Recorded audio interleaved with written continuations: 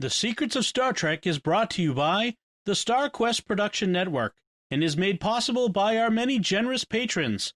If you'd like to support the podcast, please visit sqpn.com/give. You're listening to The Secrets of Star Trek episode 104. Captain to bridge. Spock here. Make it so. Surrender is not an option. Attention crew of the Enterprise, this is James Kirk. We are all explorers, driven to know what's over the horizon, what's beyond our own shores. We would have helped you get home if you had asked. That's who Starfleet is. Hi, I'm Dom Bettinelli, and you're listening to The Secrets of Star Trek, where we discuss the hidden layers and deeper meanings found in all the Star Trek TV series, movies, and more. And today we're discussing the first season Discovery episode, Magic to Make the Sanest Man Go Mad. And joining me today on the panel are Jimmy Akin. Hi, Jimmy. Howdy, Dom. And Father Cory Sticha. Hi, Father Cory. Howdy, Dom, though I think there should be titles to make the sanest man go mad. At least the first season of Discovery was.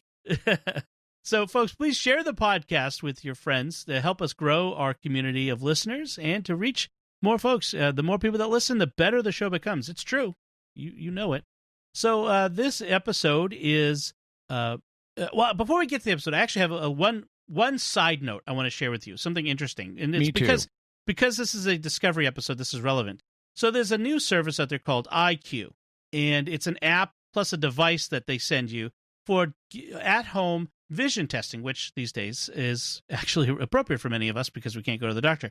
So it does a vision test, and it's not really important how it does it. But one of the things I discovered is the error message in the app is, I swear, it's the same person who does the voice of the computer on Discovery. So for a while there, I was just making errors on it just to hear it. Like, yeah, that's really the computer Discovery. I just thought it was hysterical. So I actually had to send a support message to them. But I did ask, is this really the same person? So hopefully they'll respond with that. So Jimmy, cool. what's your note? Oh, I was just going to say, welcome to the second beginning of a relationship time travel space whale episode we're recording today. Yes, we just finished recording a Secrets of Doctor Who episode where the Doctor is on a first journey with someone. They traveled through time to get to a space whale. So very weird how this happens, but it's randomly occurred coincidence.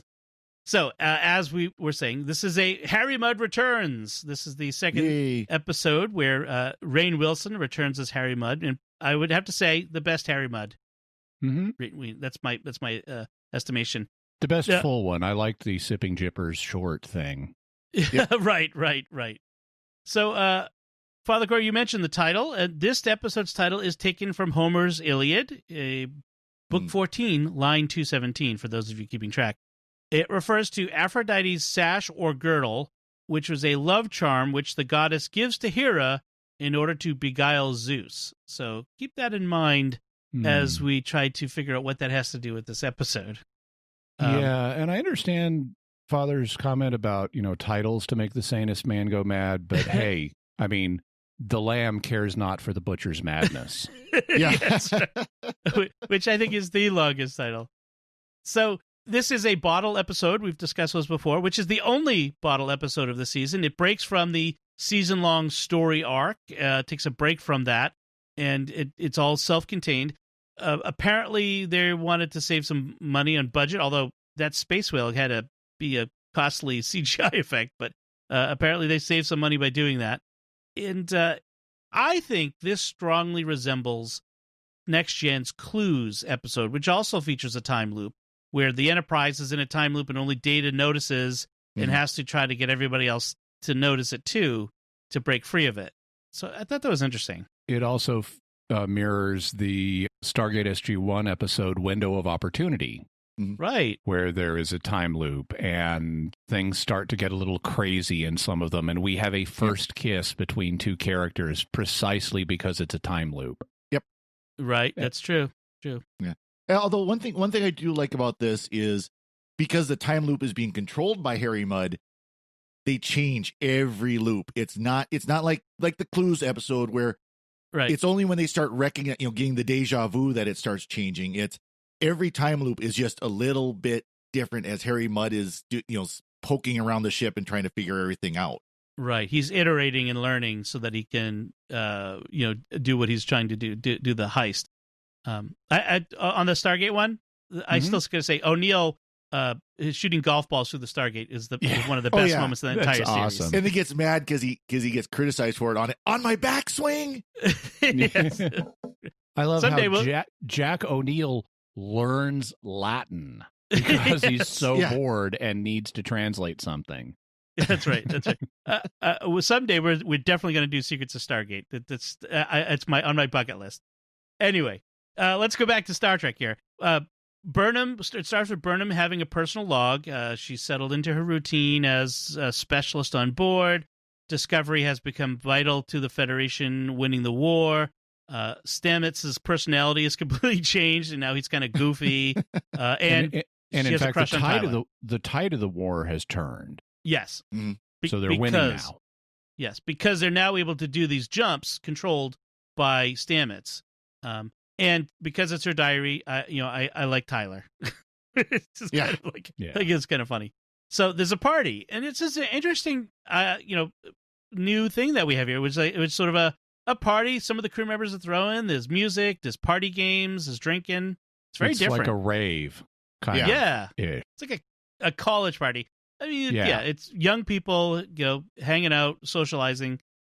Michael is very socially awkward. Young military people. It's not like stodgy Starfleet officers getting together for a cocktail party or recital with a chamber orchestra or something. This is like a bunch of college people hanging out, getting drunk, and listening to loud music. Yes, music from the 20th and 21st century. In fact, Tilly is obviously drunk. Yeah. So Michael, meanwhile, is very socially awkward here. Very clearly she's not used to socializing with people. So this shows her Vulcan upbringing. We do see an interesting. Tyler gets up and makes a speech. We do see a handicapped officer at the party, a guy in a chair, and he's pointed out as someone who's made a sacrifice. So he's apparently a wounded war veteran here. So I thought it was interesting. We'll end up seeing this same character in the background as an extra in several more episodes. So Tyler and Burnham, Tilly's trying to connect them up. Tyler and Burnham get called away just in time from Burnham's point of view. They get called to the bridge. They run into Stamets and Hugh Culber in the corridor and knock a bunch of stuff over. Yes, right. Stamets is very don't worry about it. He's very hippie, laid back about things now. He is high as a kite and exactly. on spores and hugs Burnham and is totally clueless about certain social things and is asking about the romantic relationship between Michael and Ash and Hugh is shut up now. Yes, apologizing for him. And it's clear that Ash likes making Michael uncomfortable by calling attention to her inexperience with dating. It's just he's very amused by this and having some fun with this. So they get to the bridge, and it turns out they found a Gormagander, which is the space whale that survives by consuming particles of the of the solar wind. I like how they say it survives by eating alpha particles. Mm-hmm. And that's a real thing. An alpha particle is the nucleus of a helium atom, so it's got 2 protons and 2 neutrons. It is what causes alpha radiation. Mm-hmm. Yep. And it makes sense that a space whale would eat something like alpha particles because they are abundant in space. They are a principal component of solar wind, and whales are frequently filter feeders. Mm-hmm. Like eating krill that just floats by. And so eating alpha particles is kind of a neat outer space equivalent of that. We're also told that apparently Gormaganders are half panda because they're very uninterested in reproductive behavior. Yes. And they're dying out, so they are a conserved species. If you find one that's having a problem, you got to move it to a special habitat according to regulations. Something though had to change though, because you can't have a species evolve that's uninterested in reproductive behavior. something has to change in its environment or its genetics that makes its population diminish due to lack of reproduction. In the case of pandas, we've whacked back on their environment, and so they don't get enough to eat. Yeah. Well, But it's got to be either that or a fatal mutation that would be causing them to decline. I like the way they expressed it, though, is they get so caught up in eating that they forget about the reproductive urge.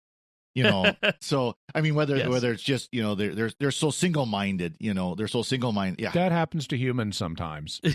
Yeah. There's some guys in their basement watching Star Trek who are like, oh, I can sympathize. There's one thing here, though. I like though that they try to they try to answer the immediate objection. Well, why didn't we hear about this in the original series? They said there's only been 57 encounters with Federation ships in the last 10 years. Right. So this is not a common thing. So it's possible the Enterprise with Kirk never ran into one. So that's why you didn't hear about it. Or maybe there wasn't an interesting story, or maybe it's just a big galaxy, guys. Yeah, exactly. Here's the problem with spacefaring creatures like this. Unless they are warp capable somehow, natively, like biologically, they're going to be stuck in one solar system.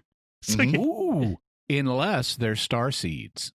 Starseeds are a creature that's space-dwelling in Larry Niven's Known Space series that migrate from the galactic core to the galactic rim and back over tens of thousands of years.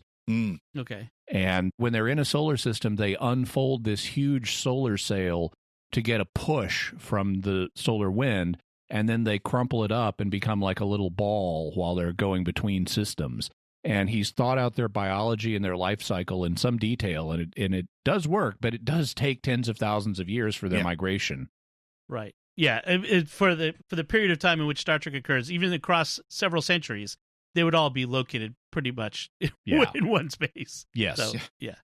Anyway, so yes, the protocol says they have to transport it to a xenological facility. So Burnham oversees the transport to the shuttle bay that they're going to put it in. I like how when they beam it in, it like wilts under the gravity. Yes. Yeah. Yes. Which I would think a spacefaring creature gravity would be bad. So that they would have it in a like a low grav field or something. Whatever. That's fine. So they're scanning it. Something's weird about it. Harry Mudd walks out of the mouth of the creature. No, Ant-Man walks out of it and starts killing people. It's an Andorian helmet. Did you catch that? It's got the antenna, an Andorian antenna. So, but it looks like Ant-Man. Right. And he starts shooting everyone, and they follow him into a corridor, and they trap him there. And he starts monologuing about being left behind in prison and how it robbed him of his dear sweet Stella, which is a throwback to the original series, the only woman he's ever loved. And I'm going to kill you, Lorca, as many times as possible. Yes, and he destroys the ship, and it comes back in the next loop. And when the loop starts all over again, we're in loop 2 now. We're back at the party. Yes. And the music has changed. They are now playing the song after we just saw the ship explode and everybody die. The music at the party is now the Bee Gees' Staying Alive. No, actually, the song it's a sample of Staying Alive as part of a Wycliffe Jean song called We Are Trying to Stay Alive. So, okay. Yeah, even better. We come back on the prominent refrain, Staying Alive. Yes. That was very clear.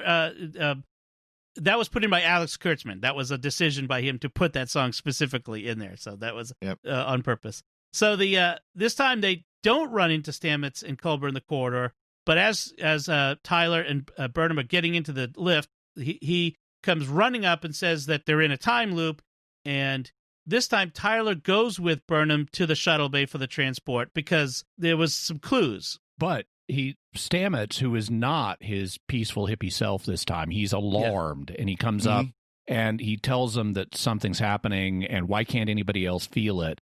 And they're dismissing him, and he says, it all starts with a Gormagander. Right. Yep. And Gormaganders are apparently rare. They're so rare, Tyler doesn't know what they are. Right. And so we get to the bridge, and there's a Gormagander. And immediately, Ash and Burnham take Stamets' message seriously, and it's like, we should steer clear of this thing.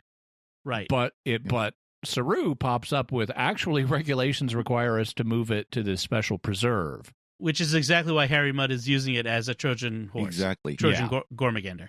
Yeah. But we have more changes now because now, as you say, Dom, Ash insists on going to the shuttle bay with Burnham, which he did not the first time. And Lorca's like, I don't care, just get it taken care of. Yeah, I still don't care.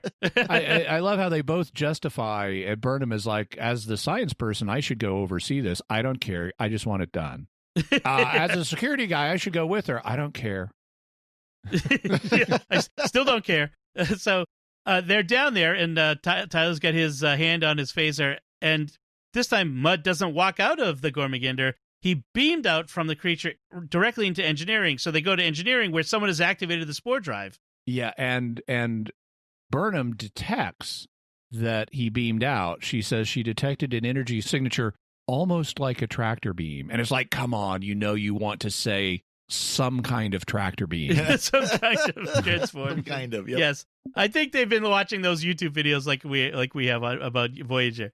So he's got the spore drive running down in engineering, but he doesn't understand how it works, how to make it go. He's not sure what the spores are for. And so before everything can go boom, because he's got it, I'm going to make it all explode if you don't tell me, Stamets shows up and shoots him. And Stamets says, we've been through the loop multiple times. He's been unable to find a way to win, and he's going to keep doing this. And they're like, boom is going to happen in a minute. And he's like, yeah, whatever, we'll be back. Yeah, see you again soon. Yeah. I mean, it's really dark in a sense. So, well, yeah, it is one thing that this is, you don't see every loop. Where it's like the second loop you see, it sounds like they've been through it already a few times. And we find out later that it's been something like 50 or 60 times they go through this loop before. Yeah. It's like Groundhog Day. Conclusion. In loop 3, so we've just seen loop 2. In our viewers' loop 3, it's going to be established this has happened at least 53 times before. Yep. Right. It's like Groundhog Day, where Bill Murray's character, we don't see all the loops, but he's suddenly an expert at piano, that sort of stuff. So this time, Lorca is on his way to sickbay. He's been called to sickbay on a false pretense by Mudd, and he's intercepted by Mudd. And that's where we have this loop goes. Stamets convinces Michael, meanwhile, that they're looping, and he's the only one who knows. And he says, in order for me to convince you quicker next time, you need to tell me a secret that would immediately convince you that I'm telling the truth. And after she whispers it, he says, oh, I'm sorry. Yeah, and he says, tell me something that you've never admitted to anyone or never told anyone before. And she whispers, it's like, I'm sorry. Yeah. So it's nice. It's effectively done. We don't know what it is, but we know it's sad. Right. We also, in this loop, so after Mudd has gotten Lorca alone, he takes him to, he later refers to it as your Captain's secret man cave. Yes. He's got all the weapons that he's been studying.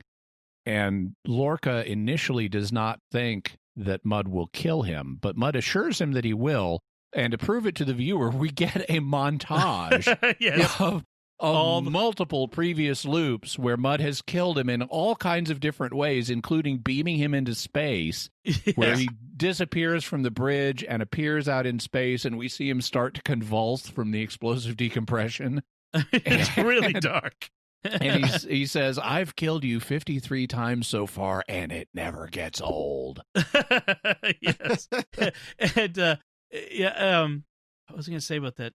There is a thing. Rainn Wilson, throughout this episode, he lobs these nickname insults at people. He calls Saru Stretch, and he apparently lanky. He apparently ad-libbed a lot of these. These weren't in the script. He just ad-libbed these insults at everyone, which is great. That's one of Rainn Wilson's great abilities. In loop 5, when one of the guys who doesn't seem to have a name on the bridge in the first season gets up and challenges him, he refers to him as Random Communications Officer Man. Yeah. Yes. So then we have this back at the party in the next loop, this scene. I said this scene that isn't believable, where Burnham failed to talk to Tyler about Mudd because she was so nervous, because she likes him. They have this moment where she could tell him about the thing and she fails. And I'm like, I just don't believe that. I I thought about it, and I thought it was a little more believable. So in loop 4, we're back at the party. Stamets, before anything else can happen, Stamets runs up to Burnham and says, "You've never been in love." Yes. And that gets her attention. That's the secret. That's the secret. And he is able to use that to convince her that we're in a time loop.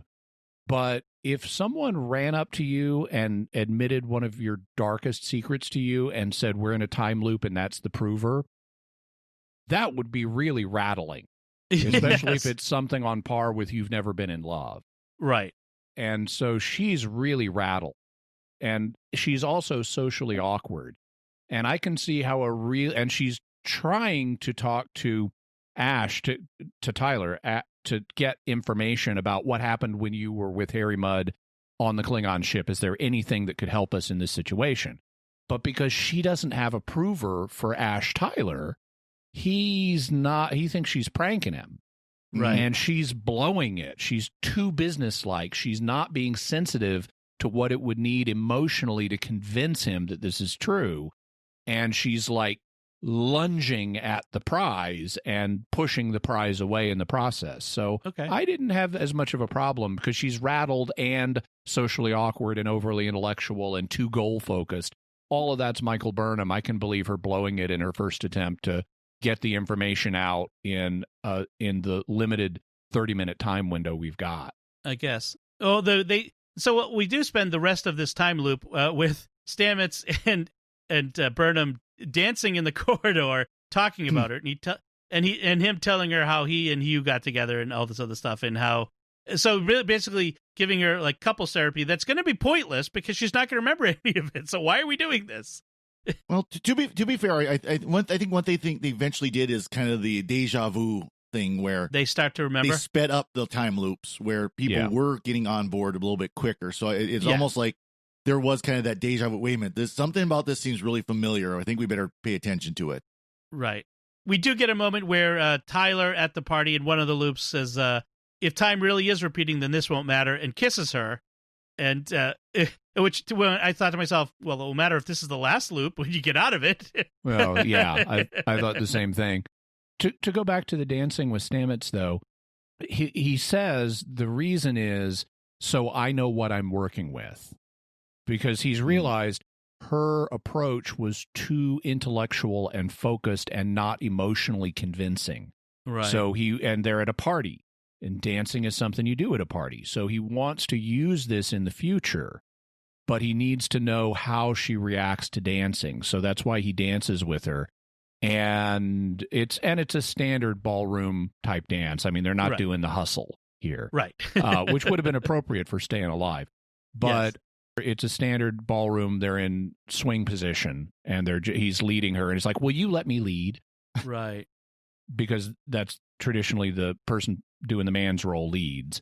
And apparently, because they're dropping out information that we've already seen as we go through the loops so they don't get boring, apparently, I would assume in loop 5, when he runs up to her and says, "You've never been in love, we're in a time loop," go dance with this guy and try to ask him gently about this. Right. Mm-hmm. We don't see that, but we can assume that that's what he says to her. Right.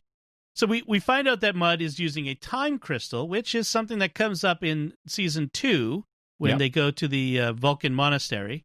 And he's using this and has apparently used it. This is where Ash's knowledge of Mudd from the Klingon ship comes in handy, because Mudd apparently has used this before in other heists. This is a pattern for him where he does time loops in order to learn about how to break into a place. They said a Beta Z bank, and so he had to. You can imagine how many times he had to go through the loop to rob the bank. That.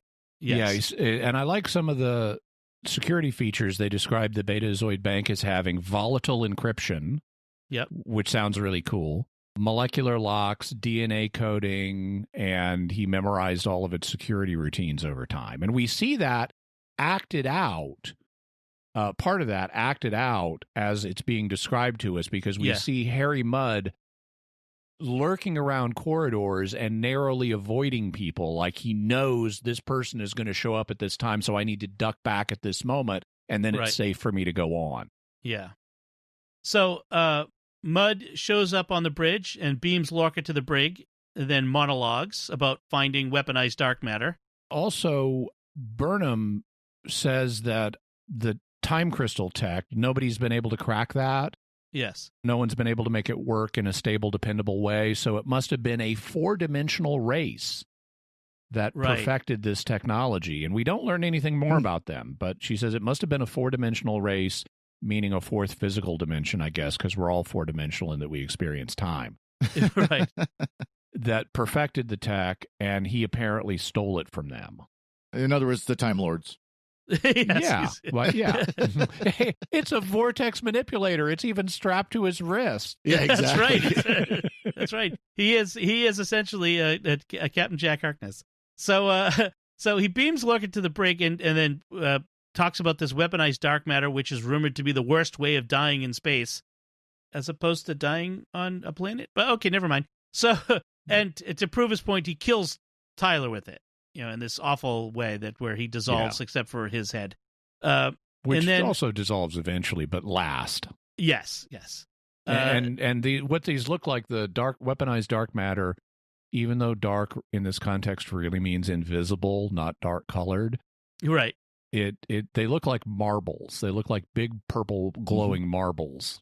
And so that's pretty cool. And you throw one at somebody and the dark matter eats them up from the inside. Why it doesn't eat your fingers first, I don't know. Right.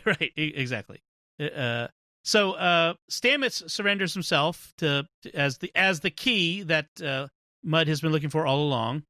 So, and then while he's with Stamets, Burnham takes Tully to the Gormagander and to find out what's really going on. They find his Mudd's shuttle inside the Gormagander, which is making it sick. And so then Burnham goes to Mudd in the captain's ready room where Mudd is hanging out, because his aim, we should say here, is to take control of the ship and then sell it to the Klingons and to make a big money, because the Klingons would, if the Klingons get the ship, not only do they stop the Federation from using it against them, they all now have the technology and do to the Federation what's been done to them. Even though Mudd is a human, he's totally okay with the Federation losing. Yeah. Right. Well, and it's been revealed that the Klingons know about Discovery. They know that Discovery is their secret weapon, and they want to get a hold of it. So what perfect opportunity does Mudd need then to do this? Yep. So Burnham goes to Mudd, who's in the Lorca's ready room, and she brings up Stella, which made me wonder, how does she know about Stella in this loop? Presumably, in all of his monologuing, Stamets has heard about Stella, and he told Burnham. Okay. Also, I like how the computer is now referring to him as Captain Mudd. Yes. And that it responds to his hand motions to do things. Like, he doesn't even have to tell it to beam someone somewhere. He just waves at them, and they beam away, presumably to a pre-programmed place. I don't know. Yeah. But she tells Mudd that... he says where they're going and then waves his hand. Oh, right. So it's like, to the brig, whoosh. Which I think would be actually a cool upgrade to the system. Mm-hmm. She tells him that she's worth more to the Klingons than Discovery is, because she killed Takuvma, and started the Battle of the Binary Stars. Yeah, not sure that. I mean, that's big. They'll pay a lot for her, but I don't know that Worth more? That it's more than the Discovery. Yeah, but then she swallows one of the dark matter capsules in order to get him to reset the timeline one more time, which is a huge gamble. He might just say, I'm just going to cut my losses. Why do I have to go through another timeline and steal the ship again? I'll just... Because she knows he's greedy, and this is more money. It's still a big gamble, but yeah. So this time, when he gets to the bridge, after taking control of the ship on the last loop here, spoilers, it's the last loop, they're ready for him. And visually, we see at the party, we see them talking, but we don't hear any of the dialogue. So this all plays out. They're obviously talking about the plan. Yes. But we don't know what the plan is, so it gets to unfold in front of us in real time. And so when he gets to the bridge, Lorca makes a deal. He surrenders the ship, and he says, I'll give you the ship in exchange for the safety of the crew. Don't hurt anybody else, or Burnham, or Stamets, because he's got to have both of them. And he says, because I won't have another Baran, which was his previous command. Yeah. So before that, after they talk about the plan, but we don't hear it at the party, we see Ash come up to the bridge, and we see Ash, with Lorca's permission, start fooling with the captain's chair. Yeah. Reprogramming it somehow. And so then when Mudd storms up onto the bridge, the tables have been turned on him. Yes. And Lorca says, I'll give you the ship. I'll give you the ship. I'll give you Burnham. I'll give you Stamets. And he's like, don't con a con man. I'm not. I'm negotiating with a businessman. I don't want to. Why would you do this? I don't want another Baran, because he lost his previous ship. Everybody died. He says, just as long as you'll spare the crew, I'll give you these three things. And then he sticks his hand out like, do we have a deal? And I'm like, Harry Mudd, do not be a fool. Do not shake his hand. He's got something. Clearly, you're already suspicious that he's trying to con you. Now he sticks his hand out. Yes. It's like, thank you. We have a deal, maybe provisionally, and I'm not shaking your hand. Right. But he does shake his hand, and that has nothing to do with the plot. Right. Right. So what they're trying to do is buy time for the time. Apparently, if the time loop, if they go past the 30-minute time loop, they're done. They cannot keep looping, apparently. So once the time loop runs out, the crystal in the whole bracelet, the vortex manipulator on his arm, dissolves. It goes away. Yep. So it's a one-time. Once the loop is done, it's broken. And so he takes Tyler and Stamets and Burnham to the transporter room to meet the Klingons, because he signaled the Klingons using the captain's chair communicator. And so they're on their way there to greet the Klingons who are about to board the ship. And on the way, Stamets starts confronting Mudd with the truth about Stella. Stella's not your long-lost love. You abandoned Stella, that she was, she... And her father is a weapons merchant. He shouldn't have been hard to find. If you wanted to find him, you could have. You're not. She's not lost. You're running from her. Right. I do like that Tyler is the one who says the Klingons aren't coming, which is ironic given the future of Tyler in this series. But yes, the Klingons aren't coming. And it turns out they had rewired the communications in the captain's chair to send the coordinates of Discovery and Harry to Stella and her dad, who have been searching for him all this time. And so when they get to I don't know that they say that they've been actively searching. She says, we've been looking for you ever since you went missing. I think she says as soon as she and her dad move aboard. And clearly Stella is taken with Harry. Dad is not. No. But Dad is going to make an honest man out of him by making him honor his promise to marry his daughter. And so and he's, as a weapons merchant, he's rich enough to pay off all of Harry's debts, which is the pretense of why Harry has needed to flee. It's like, I had all these mistakes in my past. I'm trying to make them right. And Baron Grimes, Stella's father, is like, consider it a consolidation of your debts under one lender. Yes, you still owe. You just owe me, which is good. So in Harry smooth talks his way, with Stella, and they end up beaming away. And then, I like how earlier Stamets gave Michael some advice, telling her the key to every successful relationship is never pretend to be someone you're not. Right. And that's exactly what Harry is doing. And and he's with Stella, and he's telling Stella, I wasn't the dashing guy you thought I was. I made all these mistakes in my past. And Stella is like, I knew all that, and I didn't care. I love you anyway. So we have this weird kind of dark parody of Stamets' advice about always be yourself in a relationship. Right, right. And I love the pay that the Baron has to give to Starfleet is basically keep them out of our sight, keep them away from us. Or he goes, I don't like being in debt to your organization. I like the way he phrases that. To your organization. What do I have to pay to get this to go away? Just don't let us ever see him again. He never contacts another Starfleet vessel ever again. Yeah, that's going to work out. Yeah, it works out really well. So back at the turbolift, Burnham and Tyler are having a discussion about Stamets telling them about their interactions during the time loops. And Tyler notes he's sad at having missed their first kiss, and that's where we end things for this episode. Burnham is a little taken aback and embarrassed by that admission. As one would be. Yes. I mean, it's actually, that's a little aggressive. It's like, okay, in some time loop we kissed each other, and it's like, we missed our first kiss, implying there's going to be another one in this timeline. Yes, like, first implies second. Time can be rewritten, dude. Yeah, I was going to say, that'd be a great response. Yeah, you missed your first and only one. Have a good life. Yes. Yeah, in the next time loop, maybe. Yeah. So that about wraps up. Before we get to listener feedback, do you guys have any further notes on this episode? One thing I noticed in this episode, I don't know if we'd seen it on TV or not, but Lorca's man cave has what looks like a Gorn skeleton in a display. I don't know if you've seen that or not, but that was pretty cool. Yeah. Yeah, we saw that in the first appearance of the man cave, and I think we've even mentioned it before, but it's been a long time. Yeah. Well, it's been a while since we've talked about Discovery, so I couldn't remember. Right. Yeah. I liked this as a time loop episode. Time loop episodes can be played different ways. I think SG-1's time loop episode is really successful. A window of opportunity. It's largely played for comedy.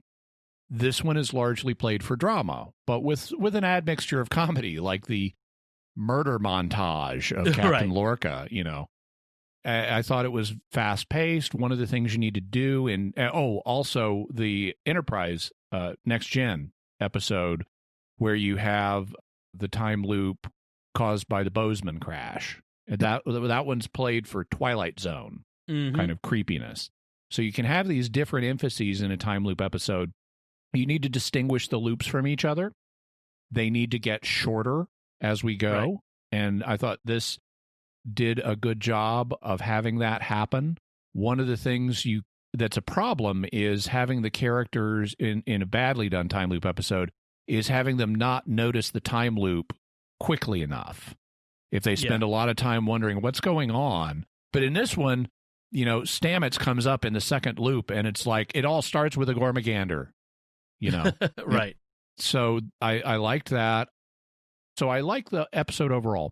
Have a problem with the resolution because they establish by the final loop that Harry Mudd has control over the computer, but not over non-critical systems. Mm-hmm. Now, why that would be the case, isn't the computer in charge of everything? Yeah. But I can go with that. Maybe there's some subroutine that makes it easier to access the non-critical things. But then they say the captain's chair is a non-critical system. Really? Yes. The captain's chair is a non-critical system? Well, that's communications from the captain's chair outward into space is non-critical? Yeah. Do you know the meaning of the word captain? Or critical? So I had a problem with that. And especially if they just blow by it in dialogue. I mean, if you want to carve out some special sense of the word critical that wouldn't apply to the captain's chair, fine, but you can't just blow past that. And then Stella and Dad are here awful fast. This is a big galaxy. But in the minutes between when you sent the message and when they beamed on board, they're here that fast? In a civilian ship? I mean, okay, he's an arms merchant, so it's probably tricked out. But that's just very implausible that they would be able to get here that fast. Right. Just remember, warp drive operates at the speed of plot. Apparently so. It's J.J. Abrams' drive, where the galaxy is as small as you need it to be. Well, I'm going so does the arms merchant ship have a spore drive too? Right.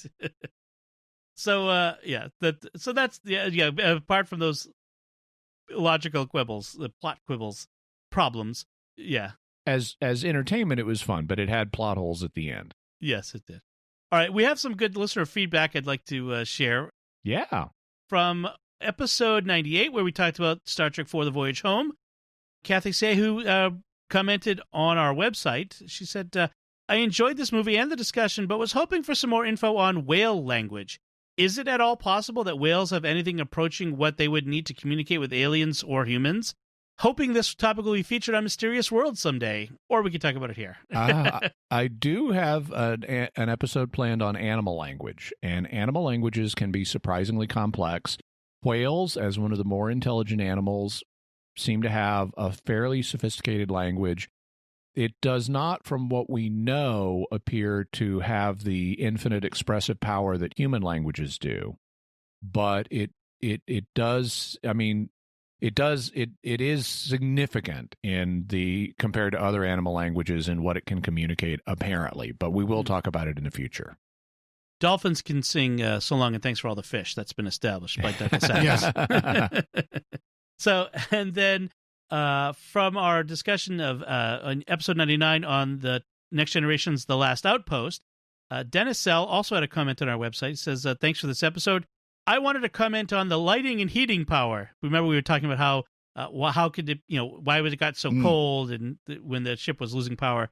And he talks about current lighting circuits on ships, designated emergency systems. And he says, not all lighting circuits are emergency, but in a loss of power, a pitch black room or passageway becomes dangerous and unusable. So there are battery-powered battle lanterns. As for heaters, he says it's likely uses the Enterprise likely uses electrical heaters powered by the EPS system, and he talks about the power draw on that. He says they may get some heat from waste heat coming out of the warp core cooling system, but generally heating and cooling systems are not vital due to their massive electrical loads. So there would probably be emergency battery backups, and their batteries in the future would be much better. He says I could imagine the ship having several shelter areas with an emergency generator servicing them, likely near the middle of the ship, but otherwise the scenario is more likely than Season 1 would have led us to believe. Dennis apparently has background in these areas that he was sharing his expertise on that. Yeah. So. It still would have been better for them to retreat to the battle bridge, which is more central in the central mass of the ship, than stay on the one that's right up top for no good reason. I mean, it's just you're asking for a phaser hit there or a photon torpedo hit.